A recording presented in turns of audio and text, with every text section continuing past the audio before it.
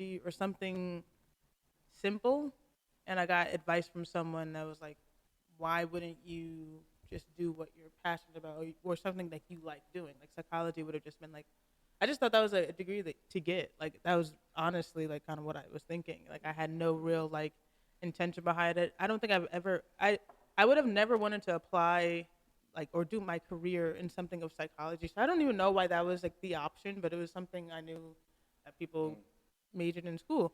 But eventually I had a conversation with someone about like no, like major in something that you're actually passionate about and you like doing, you enjoy doing, and that's when I started looking for schools that had film majors, because I liked that aspect of production. And then from there, Seton Hall, the school I ended up going to, also had a Seton Hall program. University in Jersey. Yeah, also had a program with PC that The you can batter do. shoe.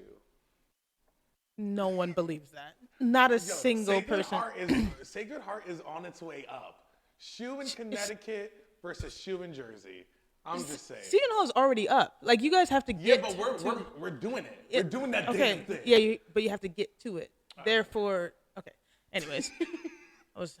Yeah, I also had a terrible argument. Like you would be terrible in debate club. Oh, I did Model UN. I did that in high school. I was just a smart kid. They had a Model UN. See, programs you didn't even know existed.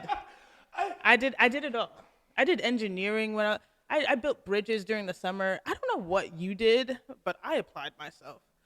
Anyways, I could have. Now I look at Melissa because like what? Anyways, you were the wild child. But blah blah blah blah. I end up majoring in film at Seton Hall. That's what we have to know. That's part of the bio.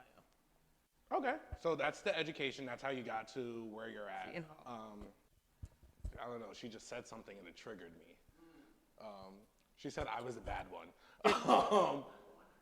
Is another person gonna appear to argue for it? Oh god, is this a transformation? I know. I used to call him the Hulk when I was younger, and everyone thought it was a joke. No, it's real. Like he really transforms into these other personalities that usually aren't pleasant. But I think they all have their graces, and they also have their failures. They're working on it. They're working. All right, so you went to school. What did you get your degree in? Film. Bachelor of Arts. Okay. And once you left school, did you know what you were doing right away? So, no. But I knew what field I wanted to be in because when I was at Seton Hall, I was the manager of the women's team when I was there. And that was like the first time I saw being in sports as a career if you weren't playing. Like, obviously I knew that you could be a professional athlete, and I knew pretty early on that just wasn't the level I was ever going to get to. I don't know why, but I just had it stuck in my head, and I was like, well, if I'm not going to play pro, then I don't want to continue to pursue it. So that's why I stopped playing basketball, like organized basketball. But once I got to Seton Hall, I understood sports as a career and that there are so many different lanes, and I was introduced to sports media and communications. So I knew that I wanted to do something in sports and that I could have a job that pays in sports. So I knew that, but my first job out of school had nothing to do with sports. So it was just kind of like the stepping stool for me to just have a job out of school. Did you always, so you said you played basketball. Like, mind you, I know all of this, but like actually like going through it and understanding the timeline, was it always you wanted to do something with basketball? Was it just the mindset of sports? Like, where did this love for basketball even, or sports start? I mean, I would say our parents are why I love sports. We're just a sports family, I feel. I feel like I was always... family. I mean, you like sports. Nah, like, I think as I got older, I have because you just wanted to rebel. Because, like, it was always there. Like, we were always at basketball games, baseball games. Like, our father played in so many different leagues. I was always outside playing. I have, obviously, 2 brothers, but I also have a ton of boy cousins. So always being outside playing sports was just the thing that I got looped into doing because it was all boys anyways. So I just think that we're a sports family, and we always just watched and paid attention to sports. Basketball was the one I was good at, and the only one I was really introduced to at a younger age. So I just started playing that. So that's kind of where like all the love for sports and basketball comes from. But like, I don't think I knew that going into like school. Like I knew I loved basketball, but I didn't understand that it could take me somewhere else. And then so when leaving school, like, it's not that I honed in on basketball. Basketball was just all I knew, so I didn't even know how to reach out to another sport. And I also don't know it as strongly as I know basketball. So I think staying within basketball, within sports, is just because that's what I know. But I don't ever want to say that I wouldn't work for another sports league, because you never know. You can learn something different every day, and it could challenge me as I continue to grow in my career. Yeah, so I'm going through all these. So now, like, we're gonna jump so we can kind of fill in this gap, and Yeah. then I want to understand how we got here. So currently, according to this, this is telling me that your current position is a content strategist for the WNBA. That is correct. So help me understand from now you graduating, not graduating without being in the field you want to be right away, to now running, basically being the HBIC in some cases at the WNBA. Like that's a dope. Like talk about like the pendulum like shifting and like swinging. Like going from hey, not even knowing I want to go to school, knowing that I'm gonna go to school for something I'm passionate about, something I love, graduating, not being in that field already, and then excelling in where you're at now is like, how do we get there? Do you want actual steps, or do you want like a What do you think ethereal what do you answer? think was important to you getting there? So some steps may be. I think really it's just tunnel vision. I've just always been a tunnel vision kind of person. So as long as I understood where, like, what the goal was, and the goal was to like work for the WNBA. That was always the goal. So once I knew that was my goal, it was just like how to like just focus on that, and then as I get along, like take the steps that I need to in order to get there. I do believe that there have been like maybe 2 to 3 that I can like spot, like I know this moment helped change or help me continue on this path. But like What was it?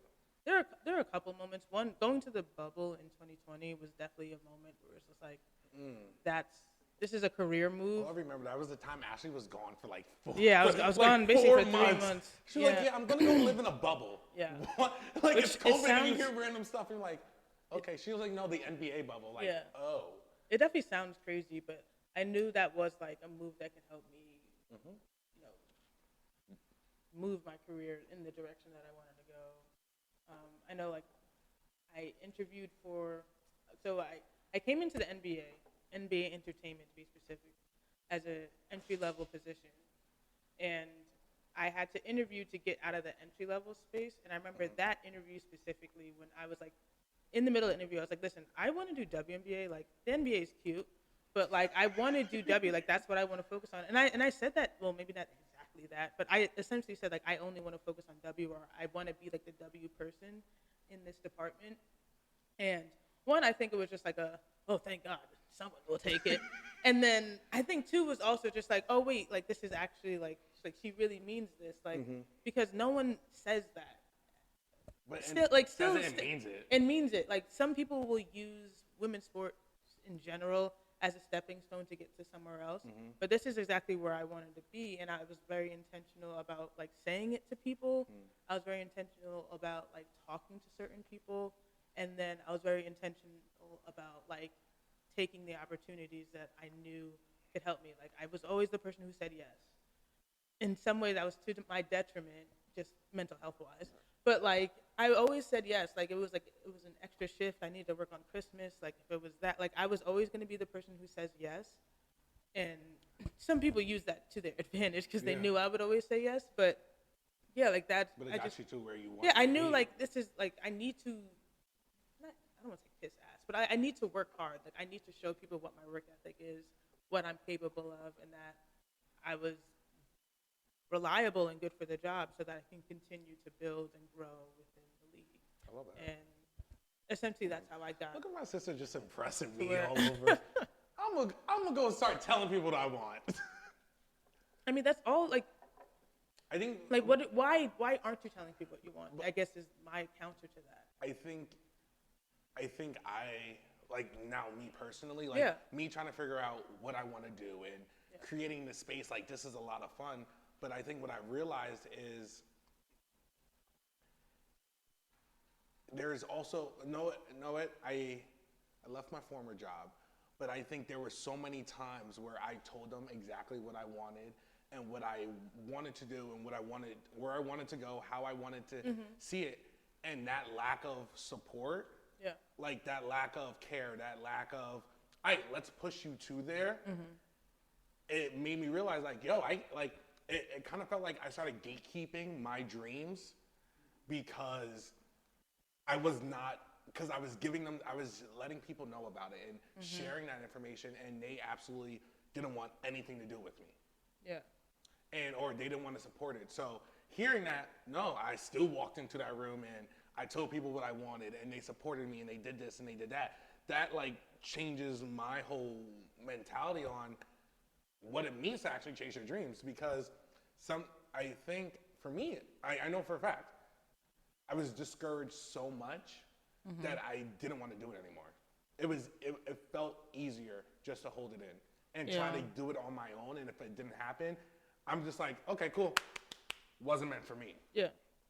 I think there is like No, I want to know. Come on. I was gonna say, you should talk about how like your knowledge was a service yeah. to what you were doing, but nobody else knew. Yeah, I mean that me knowing the league and the WNBA like the way that I did and still do, like that's 100% like a reason why like people supported me. Come here. Because it's like at the end of the day no one could question me, you know, or it's like at the end of the day like I knew I was like one of the more knowledgeable people in the room, so like that could never be questioned, and like that's something that I was able to like kind of use as a confidence booster for one, but also Did like you have to take a test to even work there? I mean, yeah, to get into the NBA, we had to take a test, which was crazy.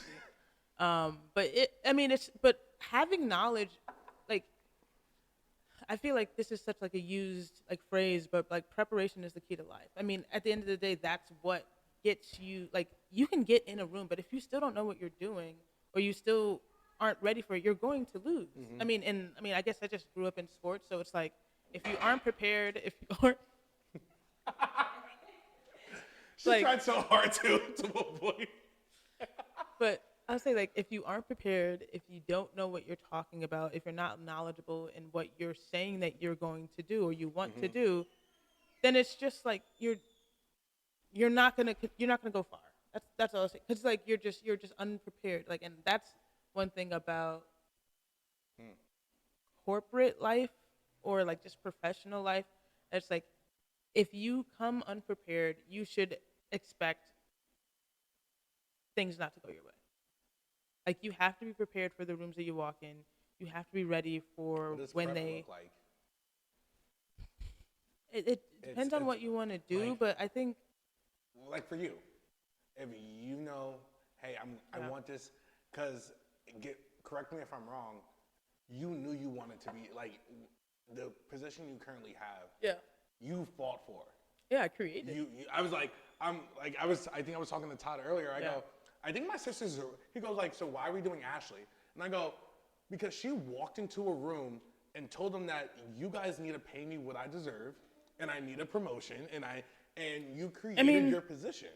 So basically, jumping Or they from, made up your title at least. So jumping from in the structure, the way that the entertainment side is like you're in a certain role, you can be a union worker essentially. So it's like I was what they call project employees, but like I was essentially a part of a union to work there. I mean, that's just like how that's just the structure of it.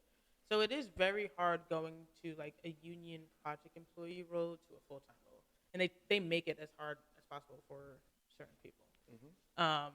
There are certain people who get